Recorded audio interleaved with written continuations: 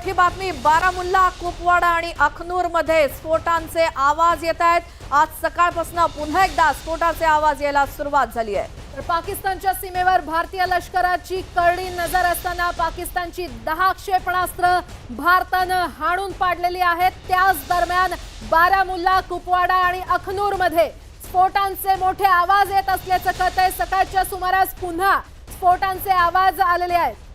पुन्हा एकदा पाकिस्तानकडनं आगळीक सुरू झालेली असेल आणि ज्याला भारताकडनं थेट तसंच प्रत्युत्तर दिलं जाईल यात काही शंका नाही। मात्र आज सकाळपासून पुन्हा एकदा स्फोटाचे आवाज।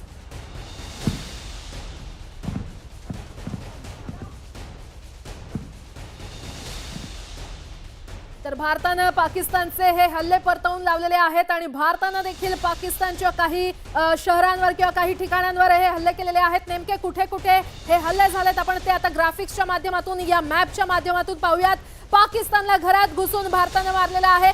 सगळ्यात आधी इस्लामाबाद इथे मोठा हल्ला भारताकडून करण्यात आला असल्याचं पाहायला मिळतं। श्वेता, आधी सकाळपासून जी सुरुवात झाली होती प्राजक्ता ती आधी इस्लामाबाद आणि सियालकोट तर नंतर झाले, मात्र कराची आणि लाहोर पासून सुरुवात झाली आणि त्यानंतर भारतानं इस्लामाबाद राजधानीला सुद्धा लक्ष केलं। त्यानंतर सियालकोट वरती सगळ्यात मोठा हल्ला भारतीय सैन्याकडनं करण्यात आला आणि आधी सकाळी लाहोर असेल आणि कराची असेल तिथे सुद्धा भारतानं हल्ले केले। तर एकीकडे भारत आहे, पाक व्याप्त काश्मीर आहे आणि त्यानंतर हे पाकिस्तानमध्ये इस्लामाबाद, सियालकोट, लाहोर आणि कराची इथे मोठे हल्ले भारताकडून करण्यात आलेले आहेत। आणखीन एक मोठी बातमी बघूयात याच संदर्भातली। पाकिस्तानकडनं भारतावरती अनेक जे ड्रोन हल्ले करण्यात आले, हे हल्ले भारतानं अगदी यशस्वीपणे उधळून लावलेले आहेत आणि असाच एक ड्रोन हल्ला भारतानं कशा प्रकारे परतवून लावला याचा एक व्हिडिओ आता भारतीय सैन्यानं जारी केलेला आहे। ही दृश्य पहा, आपण पाहतोय कशा प्रकारे भारतीय सैन्यानं पाकिस्तानचा हा ड्रोन हल्ला हाणून पाडलेला आहे।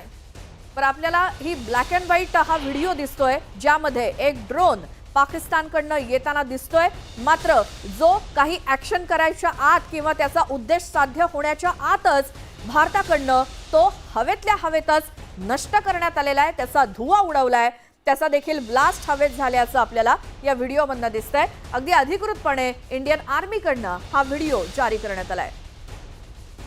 त्यामुळे एक प्रकारे प्रात्यक्षिकच सर्व देशवासियांना आपल्याला बघण्यासाठी हे आहे उदाहरण आहे की पाकिस्तानचे ड्रोन कसे हवेतच नष्ट केले जात आहेत भारतीय सैन्याकडनं। भारतीय सैन्याकडून कशा प्रकारे कारवाई केली जाते किंवा पाकिस्तानला कशा प्रकारे उत्तर दिलं जातंय हेच या दृश्यांच्या माध्यमातून पाहायला मिळतंय। भारतानं यशस्वीपणे पाकिस्तानचे हे ड्रोन हल्ले परतवून लावलेले आहेत। पाकिस्तानला जशास तसं उत्तर देण्यात आलेलं आहे आणि यावरच आता अधिक बोलण्यासाठी आपल्यासोबत गेस्ट जोडले जातीलच। आपण त्यांच्याशी संवाद साधूच। निवृत्त मेजर जनरल अनिल बाम सध्या आपल्यासोबत जोडले गेलेले आहेत। अनिल सर, आपलं खूप खूप स्वागत आहे न्यूज 18 लोकमत मध्ये। आपण पाहत असाल कशा प्रकारे ऑपरेशन सिंदूर हे अजूनही सुरू आहे। पाकिस्तान आपल्यावर ज्या प्रकारे हल्ला करतोय मात्र जशास तसं उत्तर भारताकडून देखील दिलं जातंय। अगदी बरोबर म्हणाला तुम्ही।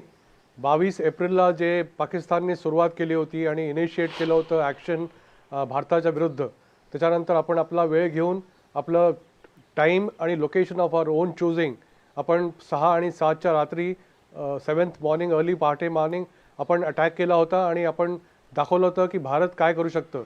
आपण तेव्हाही म्हटलं होतं की आपला देश फोकस्ड, मेजर्ड आणि नॉन एस्केलेटरी टार्गेट्सवरती आपण हल्ला करू।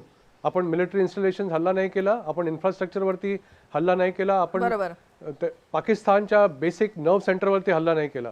पण आता जे कारवाई त्यांनी पाकिस्तानने रिटॅलिएट करून केली आहे आणि आपण काउंटर रिटॅलिएशन आणि काउंटर ऑफेन्सिव्ह लॉन्च केला आहे। आपण पाहताय जसं आपण ग्राफिकमध्ये दाखवलं होतं की साऊथमध्ये कराचीपासून नॉर्थ सियालकोट आणि त्याच्या पुढे पाकिस्तान ऑक्युपाईड काश्मीर, मुझफ्फराबाद आणि बाकी जितके स्टेशन्स आहेत आपण ते इफेक्टिव्हली हिट केले आहेत। आणि जेव्हा भारत हिट करतं, पाकिस्तानचा एअर डिफेन्स सिस्टम्स खूपच वीक आणि कोलमडलेलं आहे। आपण कालही पाहिलं होतं की त्यांचं HQ-9 एअर डिफेन्स सिस्टम आपण तोडून पाडलं होतं। हे एक सिस्टम गेलं होतं, त्याच्यामुळे त्यांच्या सर्व्हेलन्स ग्रिडवरती खूप मोठा इफेक्ट झाला होता। आपण पाहतोय की आपलं काउंटर ऑफेन्सिव्ह किती इफेक्टिव्ह आहे आणि त्याच्यामध्येच पाकिस्तानने जे दुस्साहस केलं होतं आणि आपल्या शहरांवरती आणि सिव्हिलियन टार्गेट्सवरती नॉर्थपासून वेस्टर्न बॉर्डर्सपर्यंत त्यांनी अटॅक केले होते. सगळेचे सगळे निष्फळ झाले, कारण आपलं भारताचं एअर डिफेन्स सिस्टम ॲडिक्वेट आहे आणि स्ट्रॉंग आहे. बरोबर सर, पण माहिती आहे आपला सामरिक दृष्ट्या सुद्धा भारत किती सक्षम आहे पाकिस्तानपेक्षा, आणि आपला काही निभाव लागणार नाही भारतासमोर याची पूर्णपणे कल्पना असून सुद्धा पर्याय आहे की शांततेचं आवाहन एकीकडे केलं जात आहे पाकिस्तानकडनंच, मात्र दुसरीकडे आगळीक केली जाते.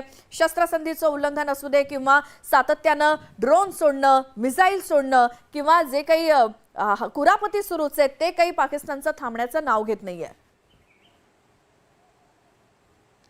ही पाकिस्तानची फितरत आहे. पाकिस्तान बोलतं काही, करतं काही. त्यांच्या वक्तव्यावरती कधीच विश्वास ठेवायचा नसतो. आपण पाहिलं होतं की जेव्हा ऑपरेशन सिंदूर सुरू झालं होतं, त्यांच्या डिफेन्स मिनिस्टर, त्यांच्या डेप्युटी प्राईम मिनिस्टर आणि फॉरेन मिनिस्टर यांनी स्टेटमेंट दिलं होतं की जर का भारताने सिंदूर थांबवलं तर आम्ही रिटॅलिएट करणार नाही. ही तेव्हाच कळलं होतं की असा कुठला देश असेल की ज्याच्यावरती अटॅक झाला आहे आणि तो म्हणतोय की आम्ही रिटॅलिएट करणार नाही. हे शक्यच नाही. आणि जे लोकल पॉप्युलेशन असतं, त्यांचे जे सेंटिमेंट्स असतात, त्यांना शांत करणं हे एका कुठल्याही देशाला काउंटर ऑफेन्सिव्ह लॉन्च करणं खूप जरुरी आहे. त्याच्यामुळे एक्सपेक्टेड होतं. आणि जितके इव्हेंट्स झालेत आत्तापर्यंत आपल्या सिंदूरच्या स्टार्टपासून ते आत्तापर्यंत, हे सिक्वेन्स ऑफ इव्हेंट्स अगदी एक्सपेक्टेड लाईन्सवरती होते. आपण एक्सपेक्ट केलं होतं की कशा प्रकारे पाकिस्तान रिॲक्ट करेल, कारण आपल्याला पाकिस्तानची केपेबिलिटी आणि कॅपॅसिटी माहिती आहे. आणि त्याप्रमाणे त्यांनी प्रयत्न केला की सिव्हिलियन टार्गेट्स आपण हिट केले तर भारतामध्ये हाहाकार माचेल. असं काही झालं नाही आहे. आपले सिव्हिलियन आणि बॉर्डर एरियाजचे जितके लोक आहेत त्यांना ह्याची सवय आहे.